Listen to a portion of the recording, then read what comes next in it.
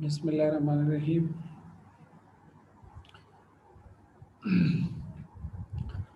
Marxism के हवाले से हम पढ़ रहे थे कि मार्क्सिज्म क्या है और कार्ल मार्क्स जो है वो किस तरह कैपिटलिज्म को किस तरह क्रिटिसाइज कर रहे हैं और फिर उन्होंने अपने पॉइंट ऑफ व्यू से कैपिटलिज्म को किस तरह देखा और फिर जो पूरी हिस्ट्री है फ्रॉम कैपिटलिज्म टू मार्क्सिज्म वो आज हम देखेंगे। ठीक है। जो कार्ल मार्क्स था 1818 को he was born and 1883 he was died। ठीक है। ये एक जर्मन फिलोसफर था, इकोनॉमिस्ट था, पॉलिटिकल थिंकर था। अच्छा, इस तरह है कि आज इंशाल्लाह हम इसको मार्क्स को ख़त्म करते हैं। ठीक है। Then we will start next philosopher in next class इंशाल्लाह।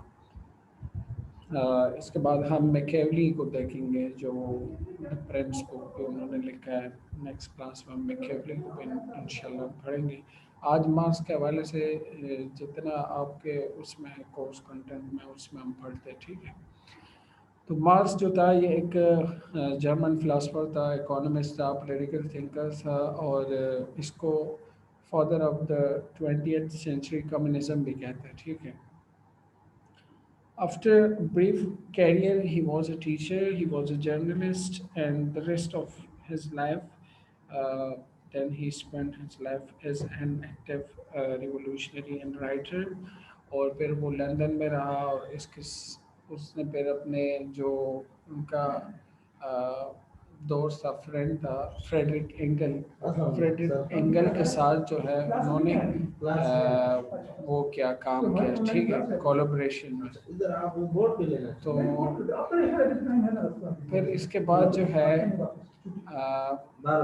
कैपिटल एंड कम्युनिस्ट मैनिफेस्टो जो है ये उनकी जो बुक थी वो उन्होंने लिखा है। कम्युनिस्ट मैनिफेस्टो उन्होंने मार्क्स ने लिखा है। असल में मार्क्स की जो फिलॉसफी है या थीरी है वो हेगेलियन फिलॉसफी से इन्होंने डिराइव किया है। ये हमने पहले भी पढ़ा हुआ है। जो हीगल था, हीगल समझ रहा था कि हर एक चीज़ जो है आइडिया की वजह से। मार्क्स ने उसको अल्टरनेटिव मटेरियल दिया, सिर्फ ये फ़र्क है। ठीक है। तो वो उन्होंने सिंथेसिस ऑफ हेगेलियन फिलॉसफी जो था उसको उन्होंने स्टडी किया और उससे बिल्कुल सेम प्रोसेस जो थीसिस एंटीथीसिस और सिंथेसिस का था, लेकिन उसने आइडिया की बजाय उसने मटेरियल डाला। ठीक है। तो ये कहते हैं कि marks work was derived from a synthesis of the Hegelian philosophy, British political economy and French socialism। Its centerpiece was a critique of capitalism that highlights its transitional nature by drawing attention to systematic inequality and instability। देखिए, वो कहते हैं कि इन्होंने इस तरह लोगों की अटेंशन जो है वो इस तरफ क्या कि देखिए ये इनइक्वलिटी है और इंस्टेबिलिटी है और कैपिटलिज्म को उन्होंने क्रिटिसाइज किया। फिर उन्होंने एक थ्योरी ऑफ हिस्ट्री जो है वो पेश किया जिसमें कि सोशल डेवलपमेंट जो है इनएविटेबल है to culminate with the establishment of communism. उन्होंने कहा कि जो theory of history historical materialism इन्होंने प्रेजेंट किया और कम्युनिज्म को इन्होंने इस्टेब्लिश किया। ये जो उनका काम है, हिज क्लासिक वर्क जो है 3 वॉल्यूम ऑफ कैपिटल 1867, 85, 94 में इन्होंने ये इस तरह लिखा है। ठीक है। और बेस्ट नोन जो है विद एंगल इन्होंने एक लिखा है। एक तो उनका कैपिटल है। ठीक है। 3 वॉल्यूम में ये 67, 85 और 94 में। और एक इनका एक मोस्ट एक्सेसिबल वर्क जो है विद एंगल, जो उनका फ्रेंड था उनके साथ जो उन्होंने काम किया था उसको वो देखते हैं और उसका नाम जो है कम्युनिस्ट मैनिफेस्टो है। 1848 में इन्होंने लिखा था, हम उसको इस तरह देखते हैं, ठीक है। मार्क्सिज्म जो है ये क्या है, ठीक है। दरअसल मार्क्सिज्म जो है codified body of thought only came into existence after the Marx death 1883। It was the product of the attempt by the Marx's lifelong collaborator John Kata Engel, a German socialist leader, और George, ये इनके असल असल काम जो उनका है Karl Marx का, उनकी डेथ के साथ शुरू हुआ है। जब उनका डेथ हो गया तो जो बाद में लोग हैं उन्होंने प्रैक्टिकली इसको अप्लाई किया है, ठीक है। लेनिन को हम देखेंगे इंशाल्लाह। लेनिन जो है इसने उसको प्रैक्टिकली अप्लाई किया, इस तरह स्टॉलिन जो है उसने अप्लाई किया, और बहुत सारे लीडर्स जो है इन्होंने मार्क्स के जो आइडियाज़ थी उनको with the need of growing socialist movement उन्होंने इसको एक सिस्टमेटिक अंदाज में चलाया, ठीक है। डायलेक्ट्रिकल मटेरियलिज्म क्या है? डायलेक्ट्रिकल मटेरियलिज्म वही है जो वो कहते हैं। डायलेक्ट्रिक क्या होता है? डायलेक्ट्रिक ये होता है कि द चेंज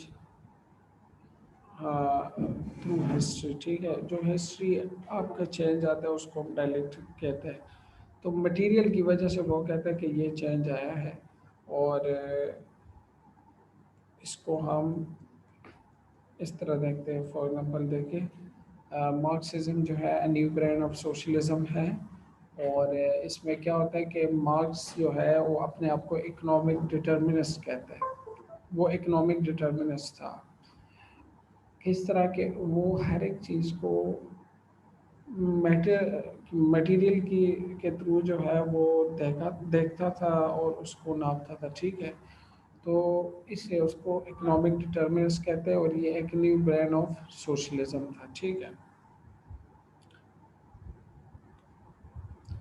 मार्क्स की जो मार्क्सिज्म की जो थीरी है उसके फॉर्म कितने हैं, वो किस तरह है? एक उसका फॉर्म जो है क्लासिकल है, एक ऑर्थोडॉक्स कम्युनिज्म है, और एक मॉडर्न कम्युनिज्म है, ठीक है। जो क्लासिकल मार्क्सिज्म है वो क्या है? क्लासिकल मार्क्सिज्म जो है, the Marxism of Marx is a philosophy of history that outline why capitalism has grown and why socialism is destined to replace it. ये जो पर्टिकुलर काइंड ऑफ फिलोसफी है कि उसमें हम क्या देखते हैं कि मार्क्सिज्म किस तरह वजूद में है, कैपिटलिज्म क्यों डूम हुआ, और किस तरह आपका जो है सोशलिज्म किस तरह सॉरी मार्क्सिज्म किस तरह वजूद में है, या सोशलिज्म किस तरह वजूद में है।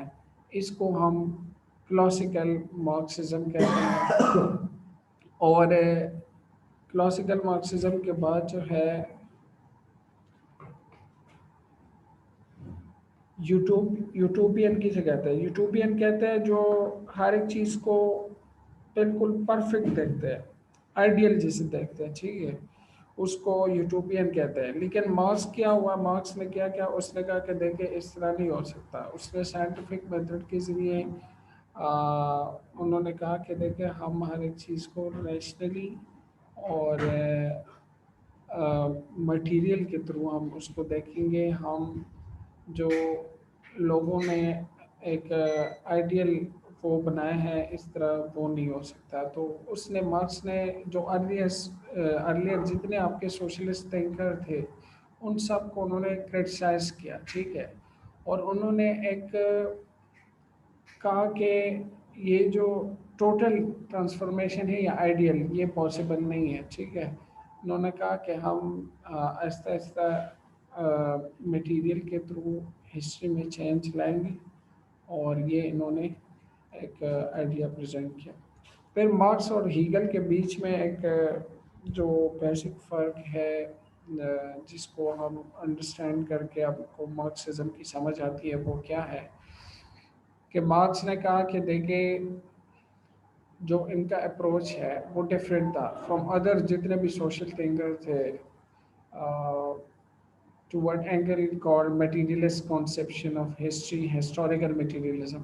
मार्क्स ने एक कॉन्सेप्ट दिया materialistic conception of history, ठीक है, हिस्टोरिकल मटेरियलिज्म का कॉन्सेप्ट दिया, और उसने आइडिया जो हीगल का फिलॉसफी था, वो आइडियलिज्म, उसको उन्होंने रिजेक्ट किया, rejecting the idea of German philosopher जो आपका हीगल था 1770 1831 तक।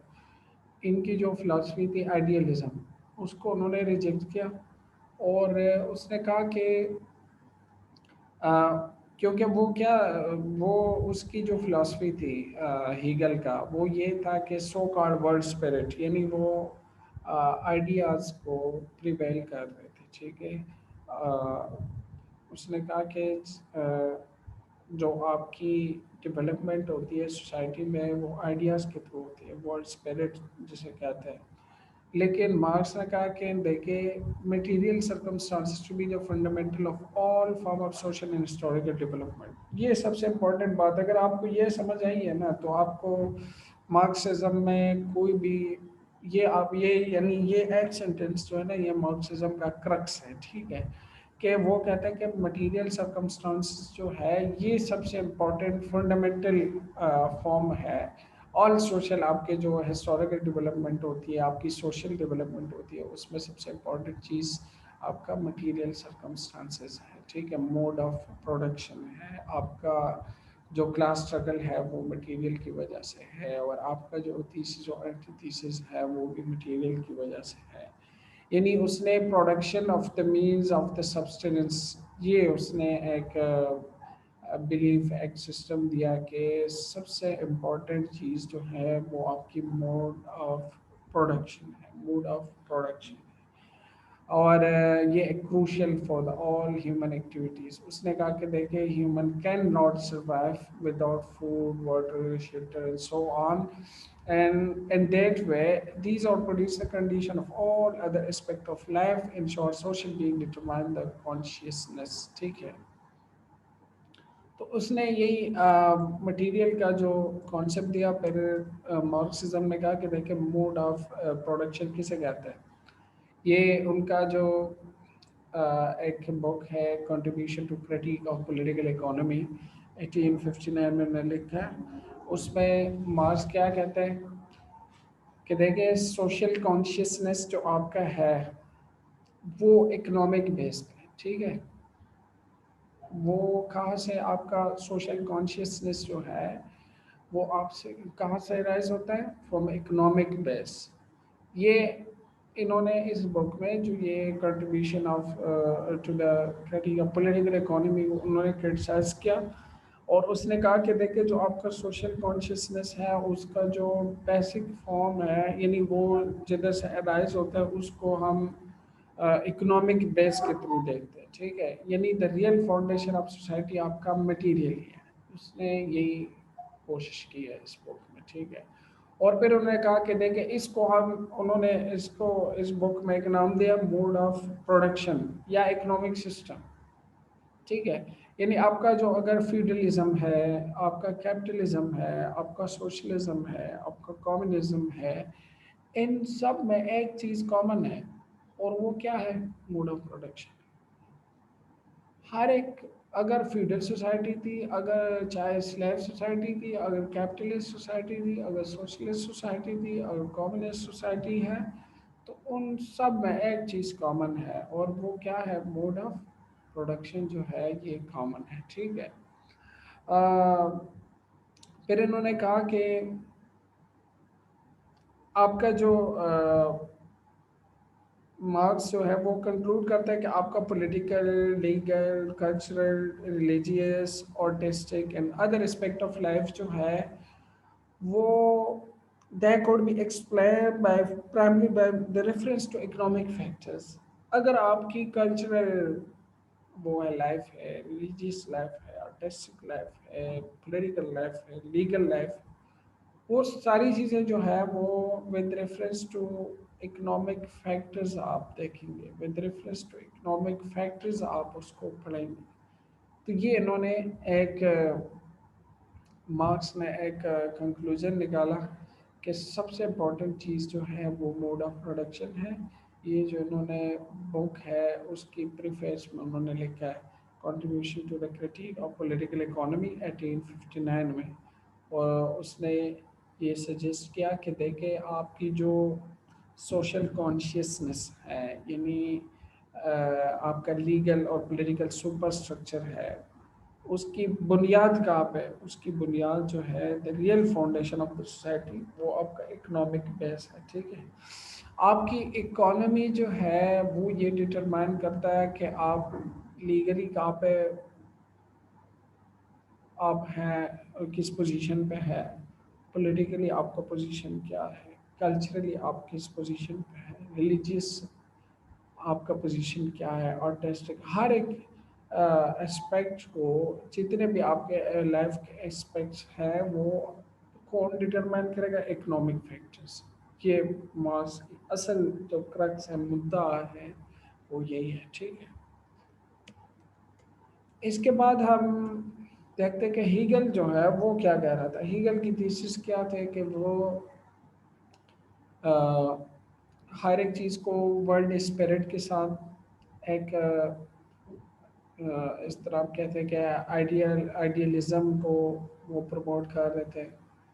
उसने कहा कि ये आपकी जो है इंटरनल कॉन्फ्लिक्ट है, यानी कि वो interaction of between the competing forces that lead to high stage of development. Hegel ने एक थीसिस दिया कि देखे क्या है कि ड्राइविंग फोर्स जो है हिस्ट्री की, वो डायलेक्टिक, वो किस तरह है कि एक आइडिया आता है, फिर उसको इंटरनली कॉन्फ्लिक्ट की वजह से उसको हम क्या करते हैं, अपोज करते हैं, एंटीथीसिस आ जाता है। और जब दोनों थीसिस और एंटीथीसिस, तो वो एक हायर लेवल को प्रोड्यूस करता है सिंथेसिस, और इन टर्न उससे एक न्यू थीसिस बन जाता है। यानी वो सिंथेसिस के नतीजे में जो न्यू प्रोडक्शन आ जाती है, फिर वो कुछ देर बाद जो है, कुछ सालों बाद वो दोबारा थीसिस एक न्यू थीसिस बन जाता है। फिर एक नया आइडिया आ जाता है, उसके खिलाफ एंटी थीसिस, फिर जो है एक हायर लेवल पे आप प्रोड्यूस करते हैं, उसको फिर क्या कहते हैं, सिंथेसिस कहते हैं। तो ये हीगल की जो फिलॉसफी है हम उसको इस तरह देखते हैं, ठीक है। हेगेलियन डायलेक्टिक जो है, उसने मार्क्स ने क्या किया?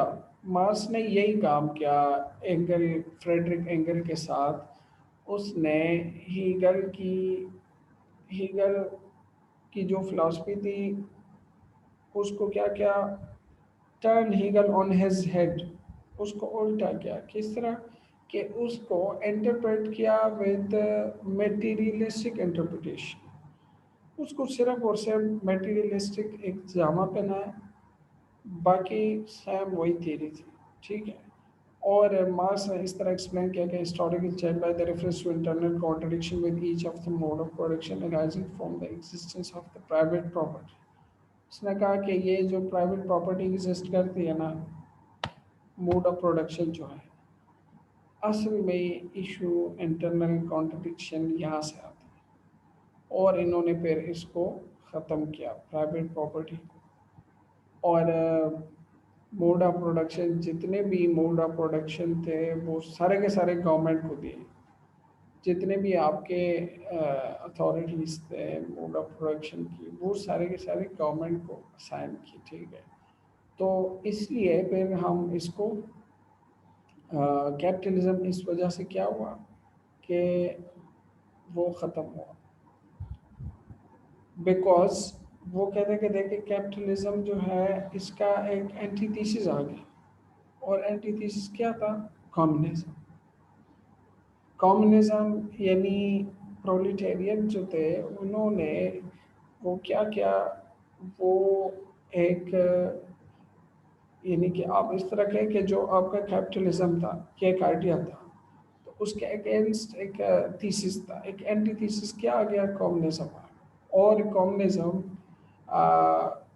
फिर उसमें जो आपस में उनकी कॉन्ट्रडिक्शन थी और जो आपस में उनके इश्यूज थे, उसको हम देख के फिर एक हायर लेवल पे जब हम आ गए, तो उससे हम कम्युनिज्म या मार्क्सिज्म जो है एक सही फॉर्म में आ गया। फिर ये जो कॉन्फ्लिक्ट है, देखिए इसको हमने पहले भी मैं आपको इधर समझाता हूँ, पहले भी हमने इसको एक दफ़ा पढ़ा हुआ था। ये देखें, जो आपका फीडलिज्म है या स्लेव सोसाइटी है, उसमें जो आपस में कॉन्ट्रडिक्शन हुई तो कैपिटलिज्म है। पहले स्लेव सोसाइटी में थीसिस एंटीथीसिस के नतीजे में सिंथेसिस आया, वो फीडलिज्म। फीडलिज्म पर दोबारा एक न्यू क्या बन गया, थीसिस बन गया। फिर कुछ टाइम बाद इसमें दोबारा थीसिस एंटीथीसिस के नतीजे में एक नया सिंथेसिस आया, कैपिटलिज्म। फिर इनके आपस में कॉन्ट्रडिक्शन की वजह से एक नया सिंथेसिस आया, सोशलिज्म। और उसकी आपस में जो कॉन्ट्रडिक्शन थी या आपस में इंटरेक्शन से क्या आया कि नया सिंथेसिस आया, प्रोडक्ट आया, कम्युनिज्म। ठीक है।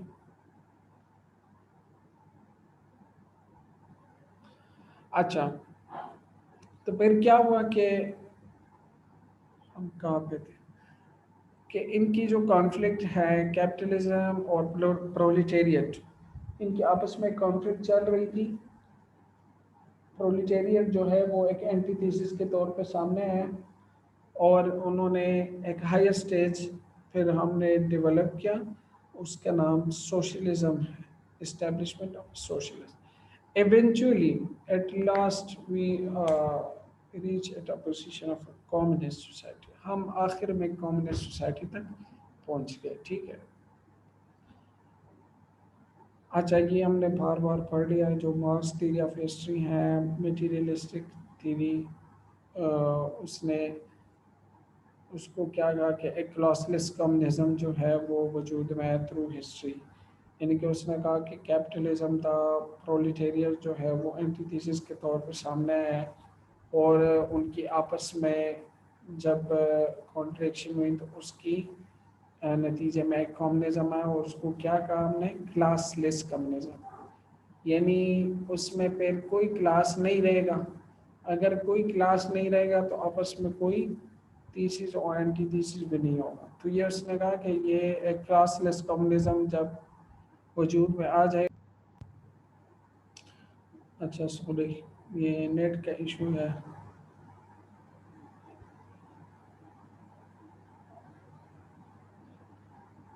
अच्छा, फिर हम एक मिनट, स्टेजेस जो है वो उसको देखें, मार्क्सिज्म के स्टेजेस कौन कौन से हैं। सबसे पहला क्या था, प्रिमिटिव कम्युनिज्म। जो जर्मन आइडियोलॉजी है ना, मार्क्स, उसने इसको 4 स्टेजेस में वो किया। उसने कहा कि जो ट्राइबल सोसाइटी था उस पहले उसमें जो मटेरियल स्कैर्सिटी की वजह से क्या हुआ कि सोर्स ऑफ कॉन्फ्लिक्ट आ गया। जो प्रिमिटिव कम्युनिज्म था उसमें यह था कि लोगों के पास मटेरियल की कमी थी तो आपस में कॉन्फ्लिक्ट हुई। फिर उसके नतीजे में एक सेकंड स्टेज स्लेवरी आ गया। ठीक है। स्लेवरी में फिर क्या हुआ कि थोड़ा बहुत लोगों के पास मटेरियल तो आ गया, लेकिन उसमें फिर उन्होंने सोसाइटी को डिवाइड किया मास्टर और स्लेव के कॉन्सेप्ट में। तो फिर उसके नतीजे में एक दोबारा एक कॉन्फ्लिक्ट जो है वो राइज हुआ।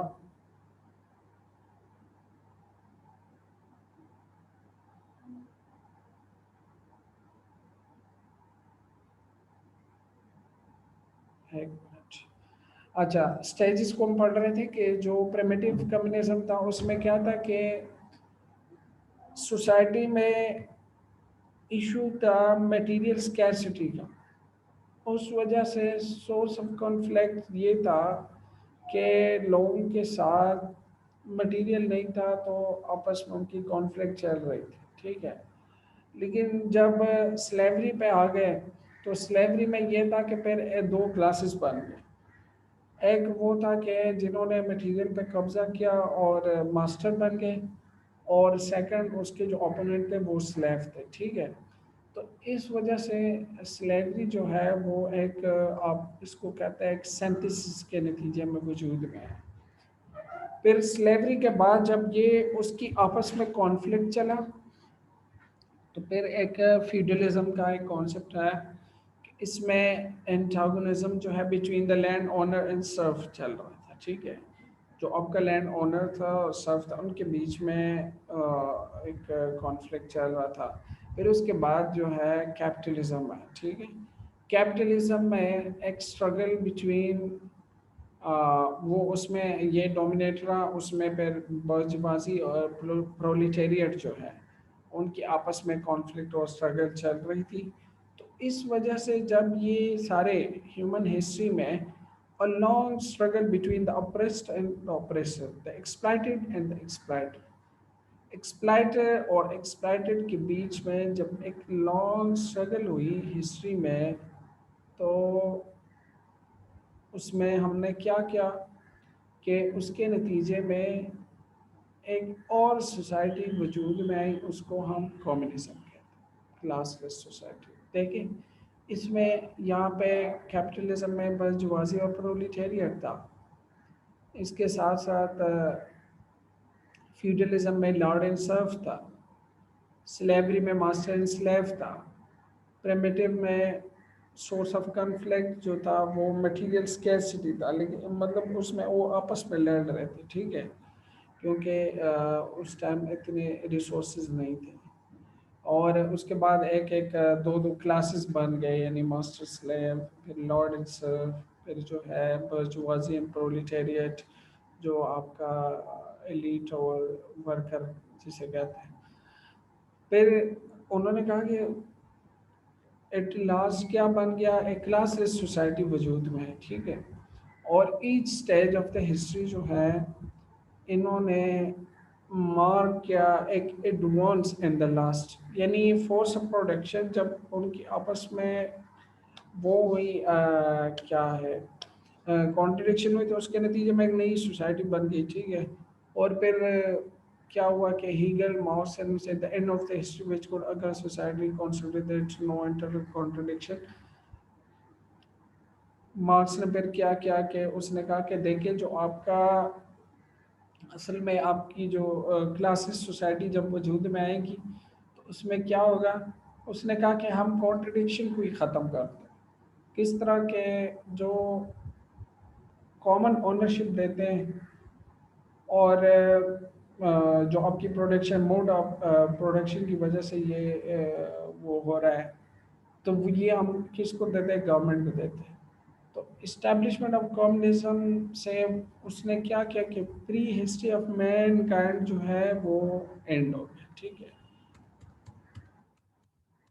ये देखें कैपिटलिज्म में क्लास कॉन्फ्लिक्ट चल रहा था, एक्सप्लॉयटेशन हो रही थी, तो इन्होंने क्या किया, इसको ख़त्म करके क्लास कॉन्फ्लिक्ट को क्लासलेस सोसाइटी। देखिए इसमें ये मसाइल थे, उन्होंने कहा कि एक क्या है कि एलियनेशन था, कि मोस्ट ऑफ द फोर्स जो आपके वर्कर थे उनकी एक्सप्लॉयटेशन हो रही थी। किस तरह एलियनेशन, इससे पहले लास्ट लेक्चर में हमने एलियनेशन के बारे में पढ़ा था। एलियनेशन क्या है कि यानी सेपरेशन जिसे कहते हैं, कि आपको अपने वर्क के साथ दिलचस्पी ना हो, आपका इंटरेस्ट का काम ना हो, या आप पे काम ज़्यादा हो, इस तरह की चीज़ें जो है आपको फोर्स किया जाता है कि आपने ये काम करना है under the supervision of manager और जो भी बॉस है आपका। तो फिर उसमें क्या हुआ कि आपका सेल्फ इंटरेस्ट भी उसमें नहीं आया, तो लोग वर्कर्स क्या हुए, एलियनेटेड हो गए from themselves, labour itself reduce to commodity and work become depersonalized activity and a creative fulfilling one. Instead of creative working, काम किया हुआ डीपर्सनलाइज हो गया और वो काम नहीं कर रहे थे, ठीक है। तो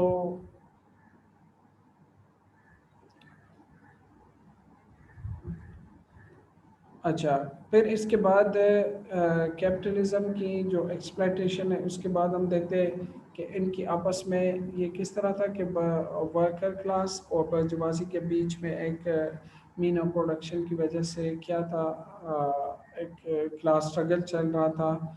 और उस क्लास स्ट्रगल के नतीजे में ये इन्होंने फिर क्या किया कि सरप्लस वैल्यू और इस तरह का एक कॉन्सेप्ट पेश किया। और कम्युनिस्ट मैनिफेस्टो में इन्होंने कहा कि the history of all hitherto existing society is the history of the class struggle, कि इनके बीच में आपस में एक पूरी एक क्लास स्ट्रगल हुई है और उसके नतीजे में क्या हुआ है कि क्लासलेस सोसाइटी आ गई है। ये ये दरअसल हमने पढ़ा है, ये सिर्फ इनको वो एक्सप्लेन करता है कि किस तरह आपके बर्जुआजी प्रोलेटेरिएट के बीच में किस तरह ये स्ट्रगल चल रहा था, या फिर जो आपका रूलिंग क्लास था वो किस तरह एक्सप्लॉइट कर रहा था आपके प्रोलेटेरिएट को।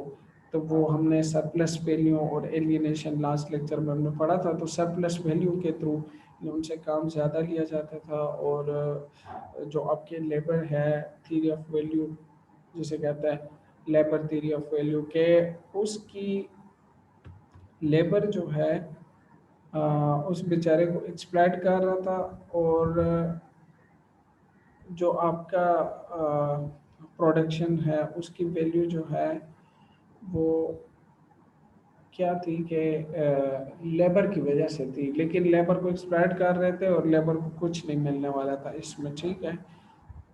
फिर नेचर ऑफ कैपिटलिज्म, इसमें क्या होता है कि एक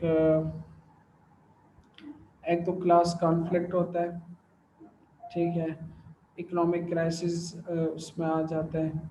फिर इसने उसने कहा मार्क्स ने कि इसमें जो आपका रेट ऑफ प्रॉफिट है वो डाउनफॉल आता है उसमें।